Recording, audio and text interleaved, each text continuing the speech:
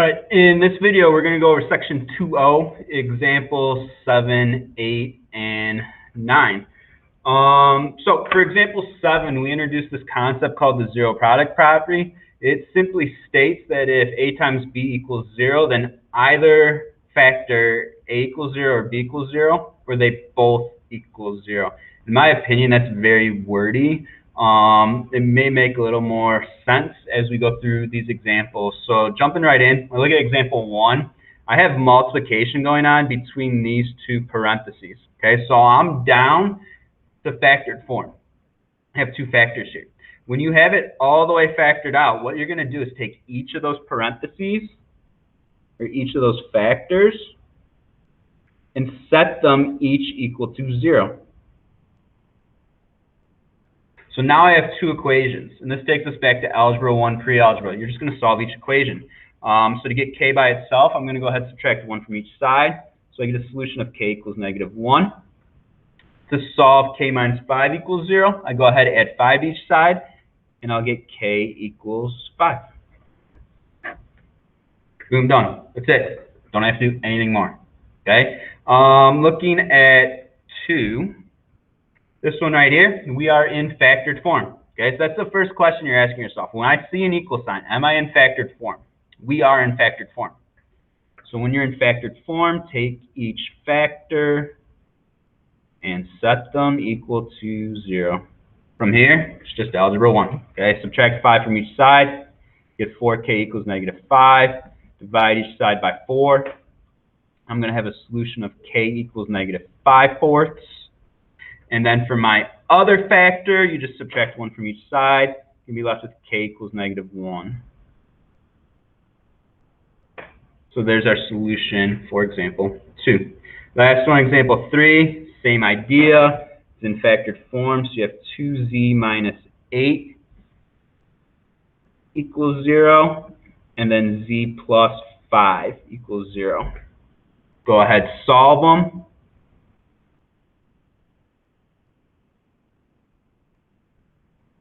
And you should get solutions of z equals 4 and z equals a -5. Okay, so just like we've been doing, go ahead, try the highlighted one on your own, and then we'll go over that solution when we go live.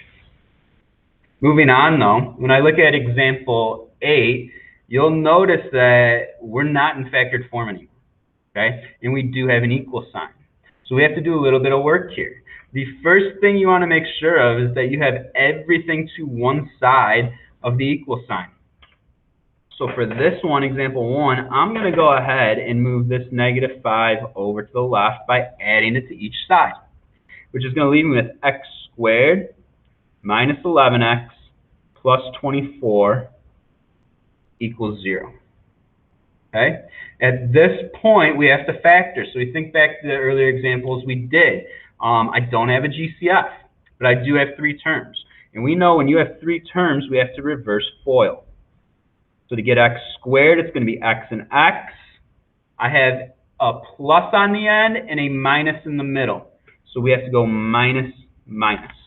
What multiplies give me 24, adds give me 11. It's going to be 8 and 3. At this point, it's just like what we had in example 7. We're in factored form. Take each factor, set it equal to 0, and solve. So I'm going to get x equals 8, x equals 3, done. Okay, example 2.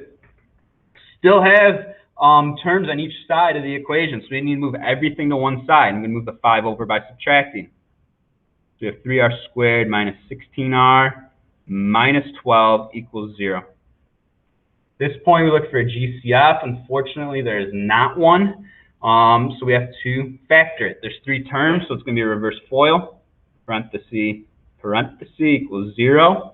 How can we get to 3? Well, it needs to be 3 and 1, so 3r and 1r. And then I have a minus on the end, minus in the middle. That tells me that one of my factors is going to be positive, the other is going to be negative. This goes back to your guessing and checking. Okay, so you have to figure out what multiplies to give me 12. You go 1, 12, 3, 4, 2, 6. We have to figure out which one's going to work. Since I want to get to negative 16 in the middle, I'm going to try 2 and 6. Okay? And since I want it to be negative, I'm going to have a minus 6 over here, positive 2 in the first one. Okay? If we check our work, our first gives us 3r squared. Out is negative 18. In is plus 2. So negative 18 plus 2 gets me to negative 16. And then my last, negative 12. So we're good to go. Okay? You are in factored form. So set each parenthesis equal to 0. And then solve. So we're going to get a solution of r equals negative 2/3 and r equals 6. Done. Okay? Last one I'm going to do with you, for example, A is number 3. Look at number 3. It looks like a mess, but honestly, it is not that bad at all. We see an equal sign. Okay? As soon as you see that equal sign, we know we have to get everything to one side. So I'm going to go ahead and move everything to the left. Okay, so I add 5k squared each side. Add 5k squared. So when I do that, on the left, I'm going to be left with positive 1k squared. I have to add 3 to each side now. Gone. Gone. So on the right-hand side, I have nothing left. I'm left with a 0. Left-hand side, I'm left with k squared. We didn't do anything with that negative 8k, so it just drops down. And then negative 3 plus 3 goes away. So this is what I'm left with for my equation. Okay? From here, it's time to factor. First step, do I have a GCF? Yeah, we do. These have a k in common, so we pull a k out front, left with k minus 8. At this point, you are in factored form, so break it down. I have a k equals 0, and I have k minus 8 equals 0. Go ahead and solve. We're going to have solutions of k equals 0, k equals 8. Done.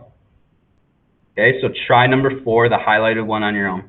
And then the absolute last example for this video is going to be example 9, and it's a mixture of everything. So they ask you to solve, so you'll notice on all of these, we have equal signs going on. So your first step for all of these, get everything to one side. So for example 1, everything's to the left. We're good to go. Step 2, am I in factored form?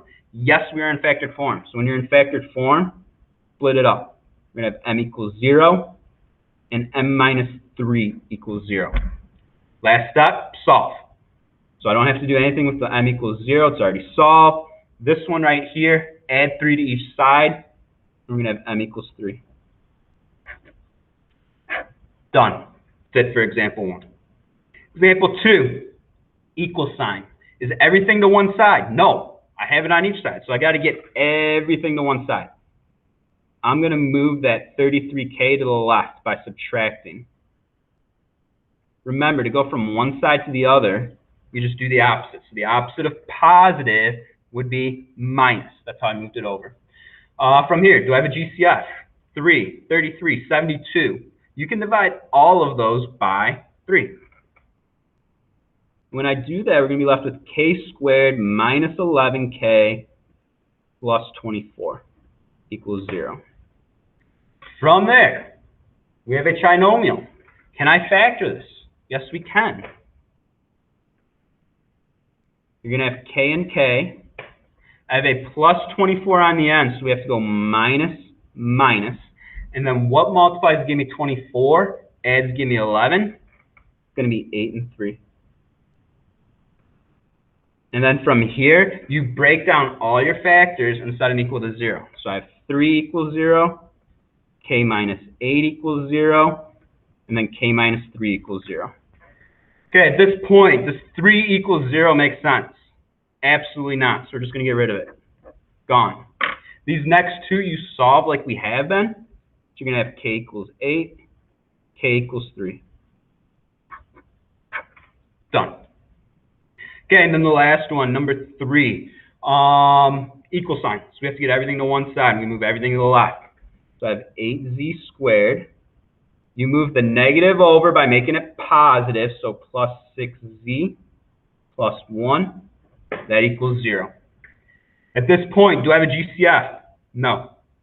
Okay? I have 3 terms, so we have to do the opposite of FOIL. So I have 2 parentheses equals 0. And then this is where you have to do guess and check. You have to get comfortable with this. I look at pluses all the way across, so I'm going to have plus and plus. When I look at this, the only thing that multiplies to give me 1 on the end is 1. So this is easy enough. Giveaway that we're going to have 1 and 1. And then now I need to think, okay, what multiplies to give me 8, but I can also add to give me 6. So that's going to leave me with 4z, 2z. That's our factored form. This point, everything's in factored form. Break it down. And solve. So we're going to have solutions here of z equals negative 1/4 and z equals negative 1/2. Okay? So that's it for example 7, 8, and 9. Make sure you try the highlighted one on your own, and then be ready to ask questions in class when we go live. That'd be a great opportunity to help you all out.